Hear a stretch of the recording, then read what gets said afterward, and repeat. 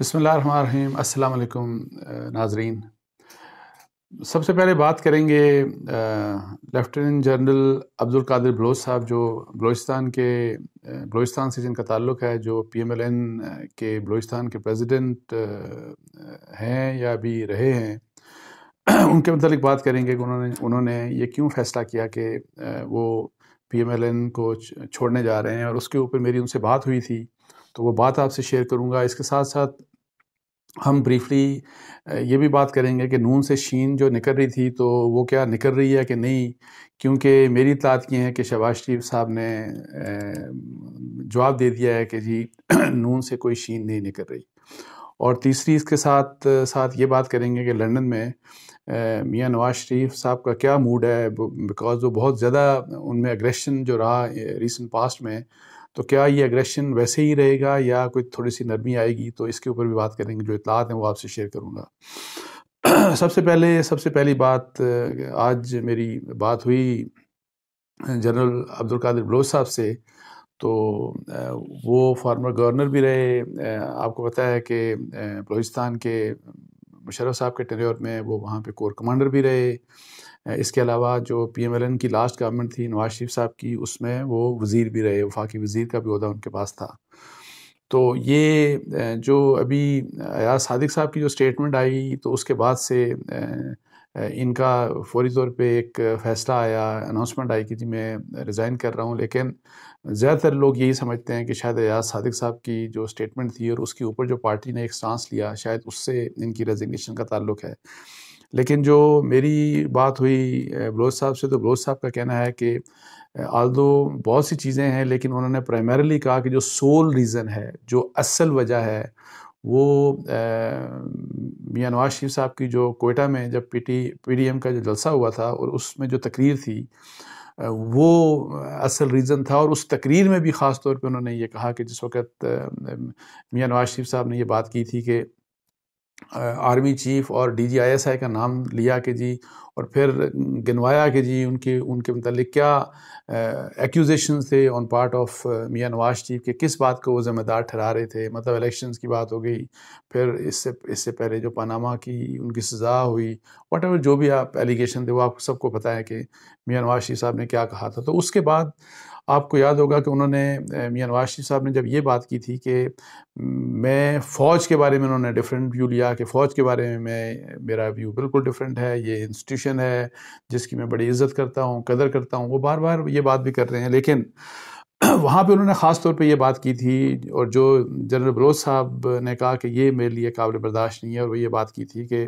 جب وہ ملٹری کی ٹاپ لیڈرشپ کی بائی نیم ان کو کرٹیسائز کر رہے تھے، تو انہوں نے ساتھ ہی جو ملٹری کے آفیسرز تھے، رینک اینڈ فائل، ان کو یہ کہا کہ آپ جو اپنی ٹاپ لیڈرشپ ہے اس کا کوئی بھی انلیگل اور انکانسٹیٹیوشنل فیصلہ اوبے نہ کریں، اس کو ماننے سے انکار کر دیں۔ اور آپ یاد ہوگا کہ یہی بات پھر انہوں نے پولیس کا حوالہ دیا، سندھ میں جو پولیس کے IG کے ساتھ جو بھی مسئلہ ہوا، اور پھر اس کے بعد جو سندھ پولیس اور کراچی کے جتنے بھی پولیس کے ٹاپ آفیسرز تھے، انہوں نے چھٹی پہ پروسیڈ کرنے کے لیے اپلیکیشن دے دی، اور انہوں نے کہا کہ دس از ان ایکسیپٹیبل، جس طرح سے ان کے IG کو اغوا کیا گیا تھا۔ تو انہوں نے کہا کہ جس طرح انہوں نے سٹینڈ لیا اور ایک انلیگل آرڈر ماننے سے انکار کر دیا، اسی طرح سے آرمی جو آفیشلز ہیں ان کے بھی رینک اینڈ فائل کو ایسے ہی کرنا چاہیے۔ تو جنرل قادر بلوچ صاحب کا کہنا یہ تھا کہ یہ ان ایکسیپٹیبل ہے میرے لیے، بیکاز اس سے تو ادارہ تباہ ہو جائے گا، اور ان کا یہ کہنا تھا کہ اس سے فوج کے اندر، رینک اینڈ فائل کے اندر ریبیلین جو ہے اس کو انکریجمنٹ ملے گی، یعنی کہ فوج کے اندر بغاوت، ان کا کہنے کا مطلب یہ تھا کہ فوج کے اندر بغاوت، یعنی لوگ باغی ہو سکتے ہیں اپنے کمانڈ کے اگینسٹ، جو کہ فوج میں نہیں ہو سکتا، جو کسی ڈسپلن فورس میں نہیں ہو سکتا. سو جو آرڈر آئے، اور یہ جنرلی ایسے ہی ہوتا ہے ویسے ڈسپلن فورس میں، فوج جہاں پہ بھی دنیا کی فوج ہے، کہ کمانڈ جو ٹاپ موسٹ کمانڈ ہوتی ہے، اس کا جو فیصلہ ہوتا ہے وہ آپ کو فلی اوبے کرنا پڑتا ہے، اس کے اوپر آپ کویشچنز نہیں کر سکتے once the order is passed. تو جنرل صاحب کا کہنا یہ تھا، جنرل قادر بلوچ صاحب کا، کہ اگر یہ بات جو کی نواز شریف صاحب نے اس کو اگر مان لیا جائے اور اس کی طرف فرض کریں کہ آپ انکریج کریں کہ آپ کی فوج جائے، تو پھر تو ہائی کمانڈ کا جو بھی فیصلہ ہوگا اس کے اوپر جو سب آرڈینیٹ جو آفیسرز ہیں یا رینک اینڈ فائل ہیں، وہ پھر اپنا اگر کوئی دماغ استعمال کرے گا کہ ہاں ہم انٹرپریٹ کرتے ہیں، یعنی کہ کیا یہ فیصلہ ٹھیک ہے یا غلط ہے، اس کی لیگیلٹی اور انلیگیلٹی کے اوپر، اس کے کانسٹیٹیوشنل ہونے کے اوپر یا ان کانسٹیٹیوشنل ہونے کے اوپر اگر اس انٹرپریٹیشن میں پڑ جائیں گے، تو پھر تو کوئی فیصلہ بھی امپلیمنٹ نہیں ہوگا، اور پھر ہر فیصلہ جو ٹاپ کمانڈ کا ہے وہ کویشچن ہو جائے گا.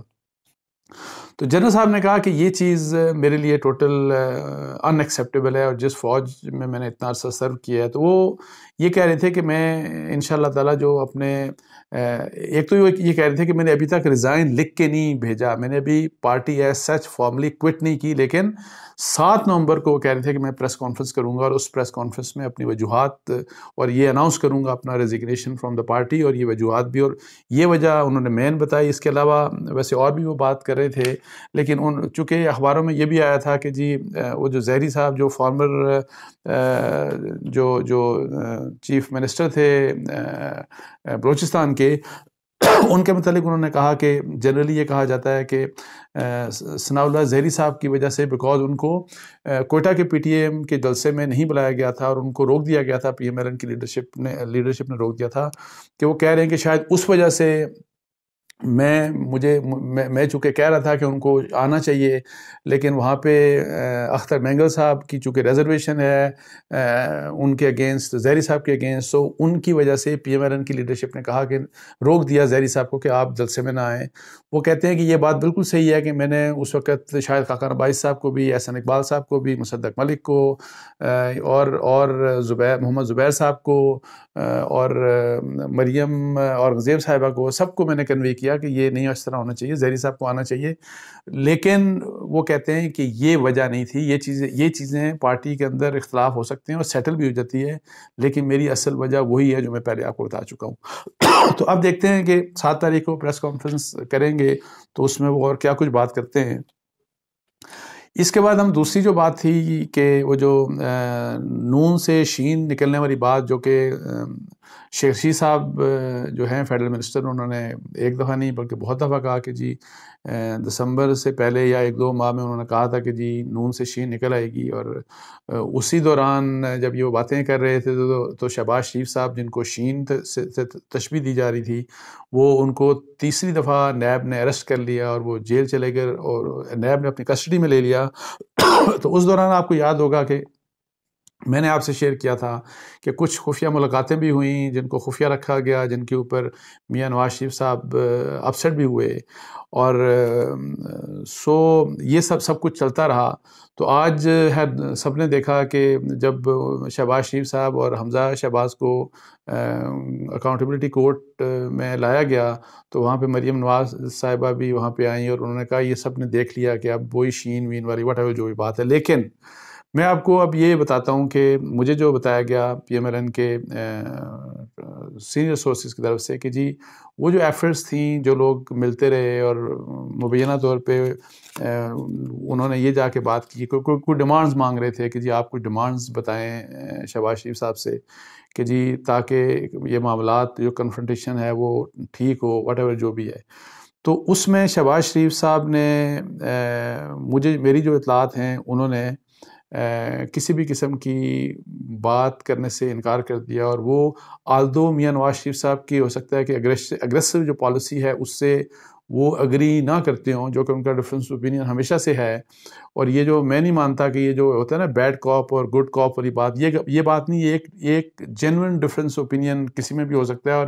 میری دانش میں یہ دونوں بھائیوں کے درمیان ایک جینوئن ڈفرینس اوپینین ہے. شہباز شریف صاحب بائی چوائس اور ان کے اپنے عادت کے لحاظ سے وہ کنفرنٹیشن نہیں چاہتے اسٹیبلشمنٹ کے ساتھ. تو لیکن اینی ہاؤ جو جو ٹرسٹ تھا پہلے کہ جی ہم اگر بات چیت کرتے ہیں اور اچھے طریقے سے معاملات سیٹل کر لیتے ہیں اسٹیبلشمنٹ کے ساتھ، تو جو شاید اعتماد پہلے تھا شہباز شریف صاحب کا وہ اب اعتماد نہیں رہا، اور اسی لیے وہ اب جو ہے انہوں نے وہ جو شین بنانے کی جو ایفرٹ ہے، میرے اطلاعات کے مطابق اس کے اوپر انہوں نے جواب دے دیا کہ اس طرح کا ظاہر ہے پہلے بھی ظاہر ان کو کہا گیا، انہوں نے کہا میں یہ کام نہیں کر سکتا، میں اپنے بھائی کو سٹیب نہیں کر سکتا، مجھے یہ بھی بلکہ بتایا گیا تھا۔ تو یہ یہ ہے شہباز شریف صاحب کی کہانی۔ اور اب آ جاتے ہیں آخر میں کہ نواز شریف صاحب کے موڈ کے بارے میں، کہ وہ ابھی تو میری آج ان کے کوئی قریبی لوگ ہیں ان سے بات ہوئی، تو اور میں چونکہ آپ کو پتا ہے کہ فرام ڈے ون میں نہیں چاہتا کہ کنفرنٹیشن ہو اپوزیشن پی ٹی ایم میں اور اسٹیبلشمنٹ میں فوج کی نام ہی نہیں لے رہا، میں تو اسٹیبلشمنٹ کی بات کر رہا ہوں کہ یہ آپس میں ان کی کنفرنٹیشن نہیں ہونی چاہیے، اور میں بار بار اسی لیے ڈائلاگ کی بات کرتا ہوں، اور میں انکریج کرتا ہوں سب کو کہ ڈائلاگ کریں۔ لیکن انفارچونیٹلی جہاں پہ بہت سے اور لوگ ہیں جو نہیں چاہتے کہ ڈائلاگ ہو، اور اس میں پرائمریلی گورنمنٹ کا بڑا نیگیٹو رول ہے کہ وہ بڑے کا کردار ادا نہیں کر رہی اور نہیں چاہتی کہ جی آپس میں سب لوگوں کو بٹھا کے تو کوئی چیز آگے بڑھائی جائے۔ لیکن ایک انفارچونیٹ پارٹ یہ بھی ہے کہ میاں نواز شریف صاحب ایز آف ٹوڈے جو ابھی تک میری معلومات ہیں کہ وہ اسی اگریشن کے ساتھ آگے چلنا چاہتے ہیں، اس میں کوئی نرمی نہیں آئی، وہ خود اپنے آپ کو اسرٹ کرنا چاہتے ہیں، اور بلکہ وہ دوسروں کو بھی چاہتے ہیں کہ جو دوسرے لوگ ہیں، ایون وہ میڈیا کو بھی وہ چاہتے ہیں کہ میڈیا سب وہ اسرٹ کرے اسی فیشن میں جس فیشن میں وہ اسرٹ کرنا چاہ رہے ہیں، اور ان کے بقول شاید سولوشن یہی ہے جو کہ مجھے نہیں سمجھ آتی کہ لڑائی سے سولوشن کیسے ہوگا۔ آپ ایک حد تک آگے جا کے تو کچھ مسئلہ تو الٹیمیٹلی آپ کو ٹیبل کے اوپر حل کرنا پڑے گا، ایک دوسرے سے جو ہے ایک دوسرے کے ساتھ لڑائی لڑ کے، لڑائی کے اندر ہی مسئلہ میرا نہیں خیال کہ اس طرح سیٹل ہو سکتا ہے۔ سو یہ ابھی تک ایز آف ناؤ یہ انفارچونیٹ پارٹ ہے، اور میں بلکہ یہی کہوں گا کہ جو ابھی بھی جو بہت سے جو نون لیگ کے جو ایلیمنٹس ہیں جو شاید اس بات سے دل سے ناراضی ہوں نواز شریف صاحب کی اس بات کے اوپر، ان کو چاہیے کہ وہ اپنا تھوڑا سا نواز شریف صاحب کے اوپر اپنا انفلوئنس کو استعمال کریں، ان سے بحث مباحثہ کر کے تھوڑا سا ان چیزوں کو ٹھنڈا کریں، ورنہ یہ سارے کی ساری چیزیں پتہ ہی نہیں کہاں نکل جائیں گی، اور اس کا نقصان ہم سب کو ہوگا۔ تو اس کے ساتھ ہی مجھے اجازت دیجیے جی، جزاک اللہ جی، السلام علیکم ورحمۃ اللہ۔